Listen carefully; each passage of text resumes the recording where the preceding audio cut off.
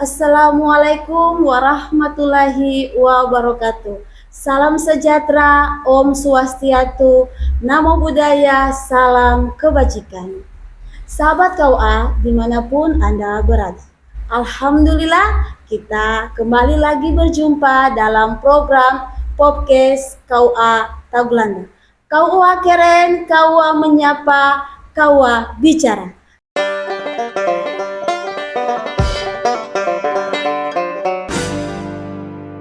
Sahabat KUA, sekalian kita dalam program podcast KUA Tagulandang yang akan berbicara terkait program-program dan persoalan KUA, khususnya di KUA Kecamatan Tagulandang. Dan saat ini telah hadir bersama kita Kepala KUA yang masih muda, keren, kece, dan mudah bergaul. Siapa lagi kalau bukan Bapak Fauzi Morolonto, SHI MH.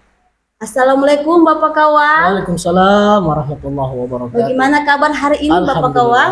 Baik saja. Alhamdulillah. Terima kasih Bapak Kawan telah hadir dan memberi waktu untuk podcast hari ini.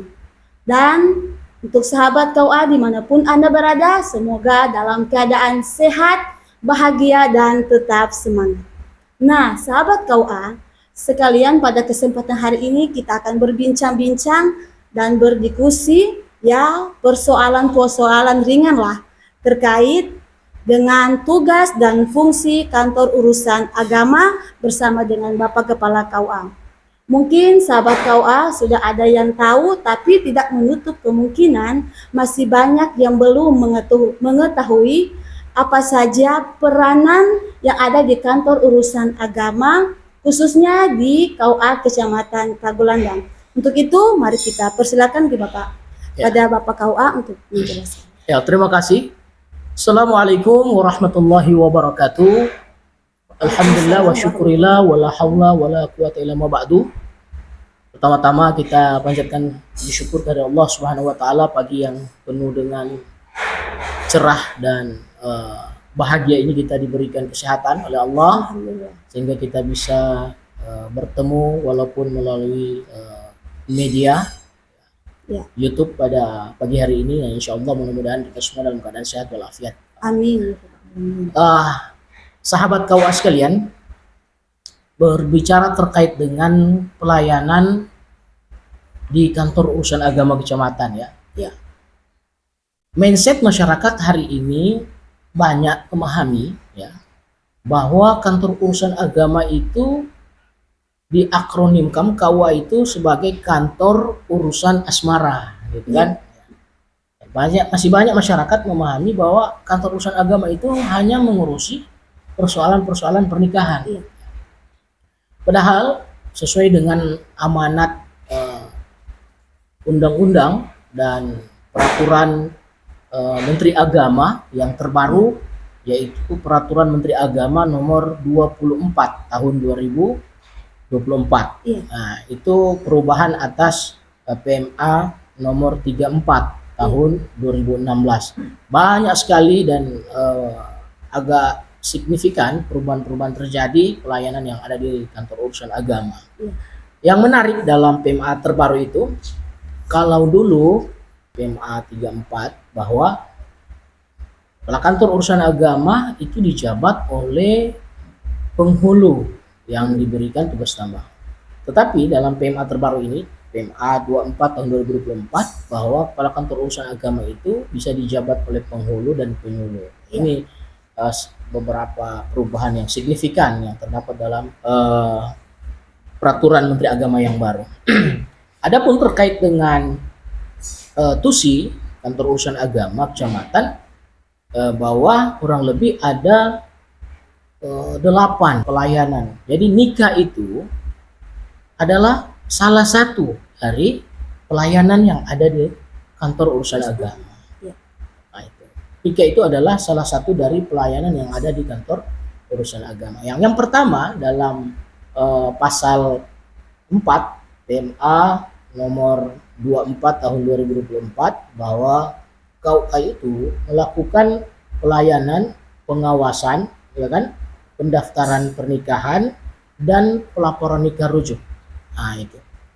Ini jadi pengurusan nikah itu salah satu program yang ada di KUA ya, salah satu sekali lagi bahwa KUA itu banyak sekali pelayanannya. Jadi ada pengawasan, kemudian pelaksanaan pernikahan, pencatatan, dan pelaporan. Nah, kita mulai dari pengawasan, Bapak Ibu, sahabat KUA sekalian, bahwa setiap warga negara, khususnya Muslim ya, karena undang-undang saat ini masih mengatur pernikahan yang beragama Muslim di kantor urusan agama. Namun tahun kemarin pasca sebelum Pak Menteri Yakul, ya Menteri Agama yang lalu, itu telah mewacanakan bahwa kantor urusan agama nanti ini akan menjadi piloting, akan mengurusi semua agama.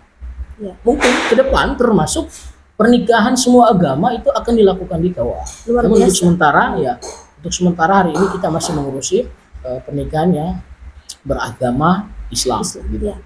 Nah, setiap warga negara, khususnya Muslim ya, yang menikah di negara Kesatuan Republik Indonesia, maka menurut amanat undang-undang, pengawasannya, pencatatannya itu dilakukan oleh penghulu ya, PPN, dalam hal ini kantor urusan agama. Jadi tidak boleh ada pernikahan tanpa pengawasan, pengetahuan oleh kantor urusan agama. Ini negara hadir, ini bentuk negara hadir bagi masyarakat untuk apa?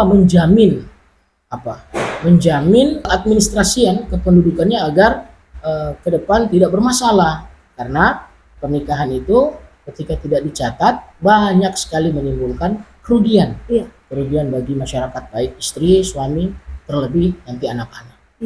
Pencatatan pernikahan, nah ini pencatatan pernikahan ya kan, pengawasan, pencatatan pernikahan, dan pelaporan. Nah, pencatatan pernikahan ini diatur juga dalam PMA ya, Peraturan Menteri Agama. PMA ini telah banyak sekali perubahan. Nah, ini yang terbaru adalah PMA nomor 2 tahun 2024 yang sudah banyak sekali dilakukan perubahan-perubahan sejak tahun 2007.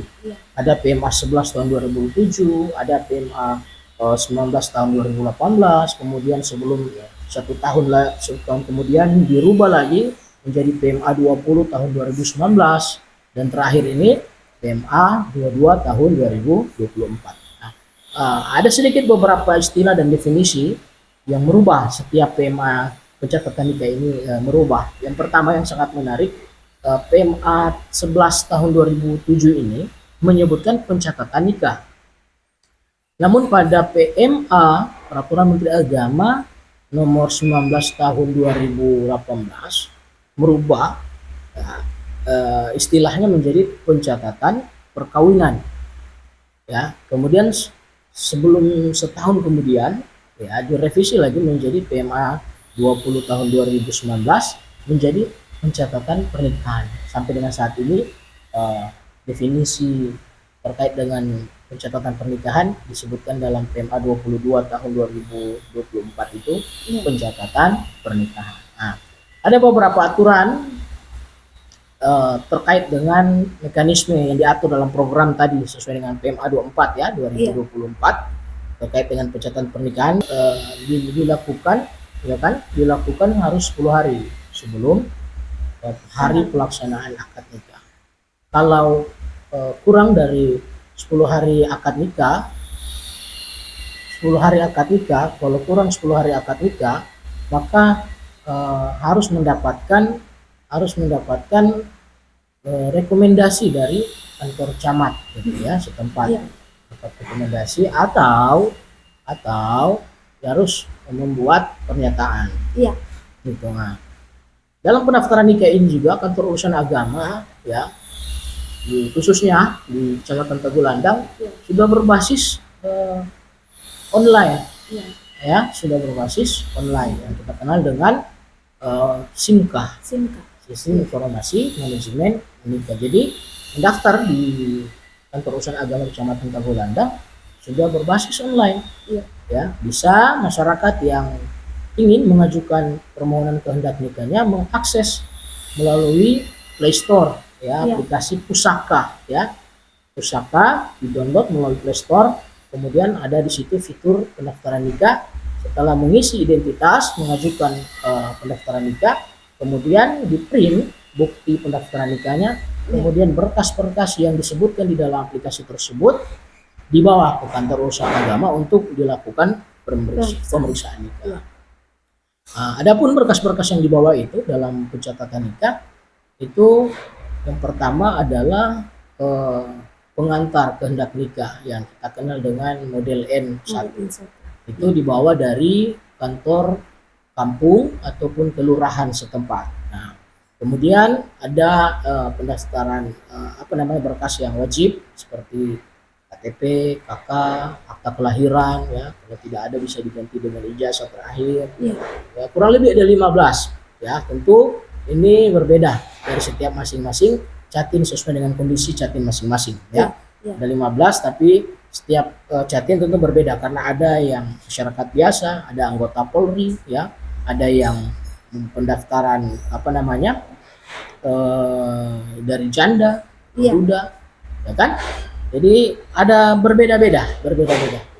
Oke, lanjut dalam pendaftaran nikah ada nanti namanya pencatatan. Nah, ini dicatat sesaat setelah proses pernikahan dilaksanakan. Ini bayangkan ini baru satu program, ya, yaitu layanan pengawasan pencatatan pernikahan dan pelaporan nikah rujuk itu. Nah, yang kedua ada yang kita kenal dengan program di KUA, pelayanan bimbingan perkawinan dan keluarga sakinah. Nah, ini menjadi piloting bagi kantor urusan agama pasca setelah dilakukan program revitalisasi. Ini menjadi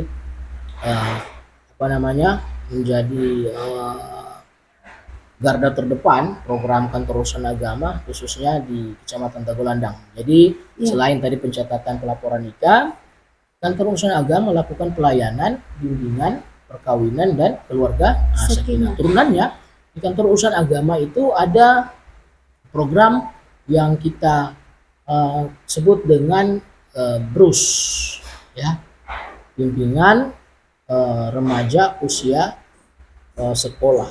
Ya, bimbingan remaja usia sekolah.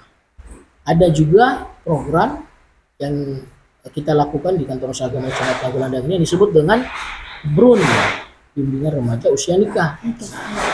Ada 4 program unggulan terkait dengan turunan dari program pelayanan bimbingan perkawinan dan keluarga sakinah ini. Yang pertama BRUS, Bunian BRUN, kemudian bimbingan BINWIN perkawinan.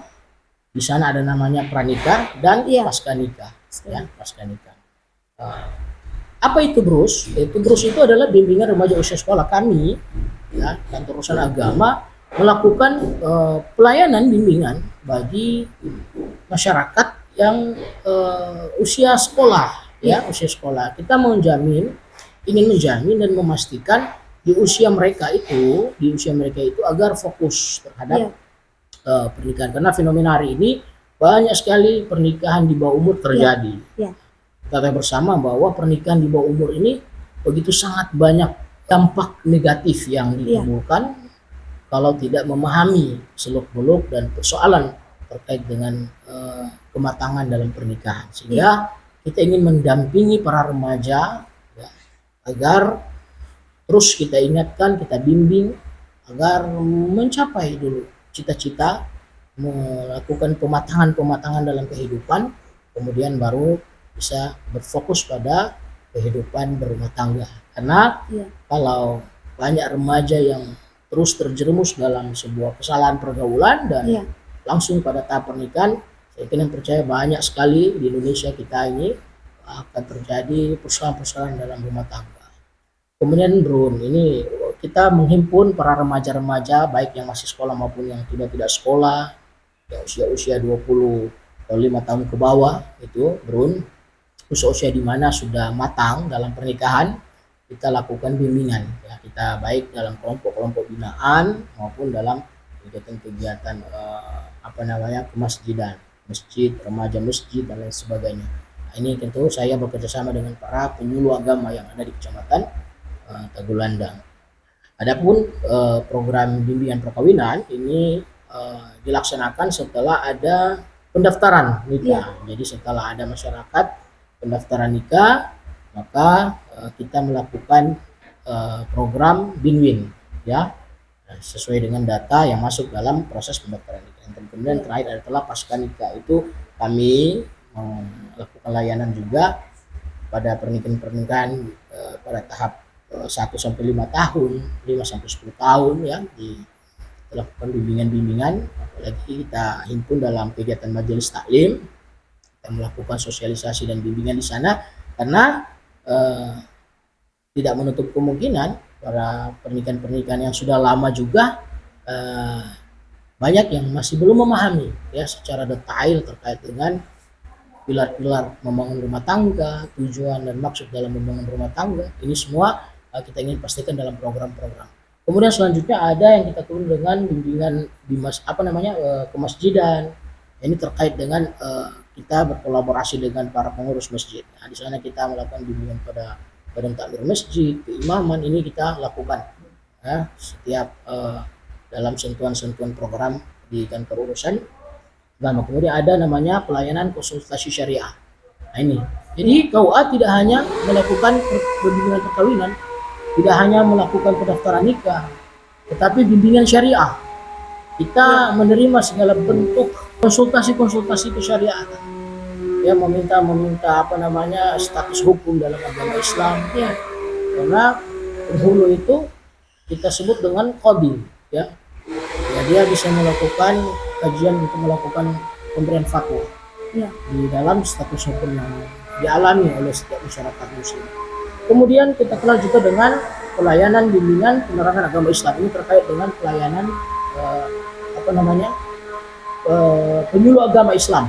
Jadi kita di kantor urusan agama ini, penyuluh agama Islam juga sebagai garda terdepan untuk mendampingi umat, memastikan semua kehidupan berbangsa dan bernegara ini bisa sesuai dengan syariat Islam, dan tentu yang paling penting adalah untuk melayani, meningkatkan kehidupan ketahanan keluarga, sakinah, tentu yang kita harapkan yang ada di Kecamatan Tagulandang. Kemudian kita kenal dengan bimbingan zakat wakaf, ya, zakat wakaf. Ini kita juga melakukan pelayanan di sini.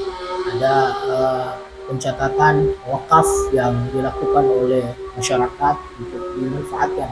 Ya, itu dipastikan kami, karena kepala kantor urusan agama ini dia juga sebagai PPAIW, pejabat pembuat akta ikrar wakaf, ya, akta ikrar wakaf.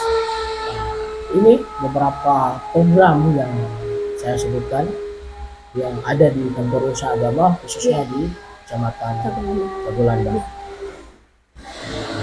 Oke, sahabat KUA sekalian, itulah tadi penjelasan yang luar biasa dari Kepala Kantor Urusan Agama Kecamatan Tagulandang terkait tugas dan fungsi atau peran kantor urusan agama dalam pelayanan kepada masyarakat. Ya, Bapak KUA, di sini saya ingin bertanya, program unggulan ini apakah sudah ada yang terlaksana atau adakah dari masyarakat yang datang ke kantor KUA untuk bertanya terkait persoalan-persoalan atau apa saja, ya, itu Pak KUA bisa dijelaskan?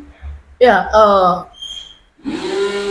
kantor usaha agama Kecamatan Tagulandang tentu mengamini semua aturan yang berlaku, turunannya dari undang-undang sampai dengan peraturan Menteri Agama terkait dengan tugas dan fungsi, ya, dari 9 pelayanan yang ada di kantor usaha agama. Tentu ini semua dilakukan, ya. Dan tentu ini kami ingin pastikan juga semua pelayanan yang ada itu berjalan dengan baik. Nah, terutama juga program-program inovasi, karena di kantor urusan agama juga saya punya program yang menjadi pilot project, ya, kita sebut dengan Pasutri, ya. Program ini kita ingin pastikan bahwa pernikahan suami dan istri, ya, selain mendapatkan buku nikah, ya, mendapatkan juga kartu keluarga dan KTP.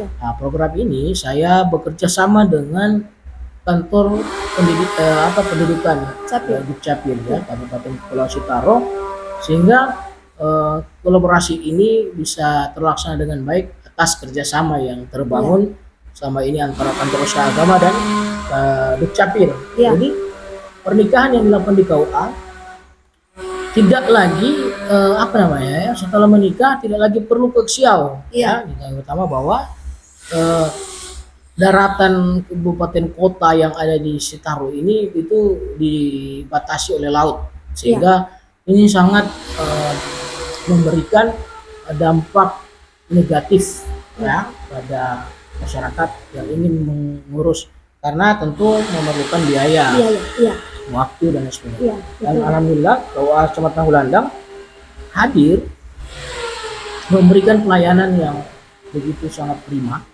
Selain buku nikah yang kita berikan, kita langsung menghadirkan KK, kartu keluarga, termasuk juga KTP. Namun prosesnya adalah karena di kantor usaha agama tidak mempunyai alat cetak, kita nanti setelah ada kegiatan di Siau baru kemudian kita bisa datang dan kita mengambil KTP yang baru itu dicetak, karena baru bisa dicetak di di Siau. Seperti itu. Oke, terima kasih Pak Kawa. Mungkin itu penjelasan yang luar biasa terkait dengan program. Dan sahabat-sahabat KUA, itulah tadi pencatatan nikah. Selain dapat buku nikah, kita juga bisa dapat kartu keluarga, KTP, ya Bapak. Sungguh luar biasa program yang ada di kantor KUA Tagulandang ini. Semoga nantinya sahabat-sahabat yang ingin mendaftar nikah, ayo segera. Yang usianya sudah matang, yang ingin mendaftar nikah, silakan. Selain secara online, apakah bisa juga datang langsung? Iya Bapak, ya datang langsung.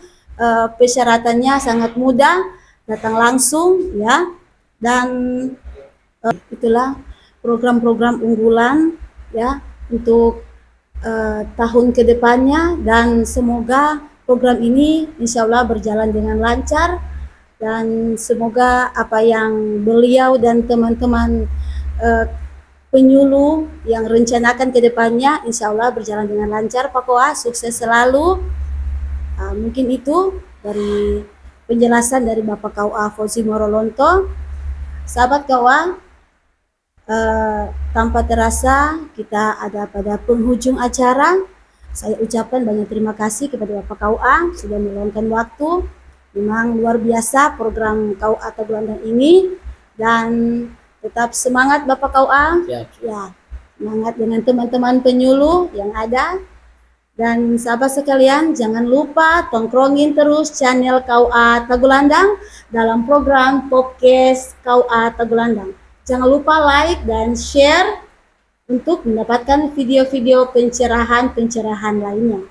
Akhir kata, terima kasih atas kebersamaannya hari ini. Wassalamualaikum warahmatullahi wabarakatuh.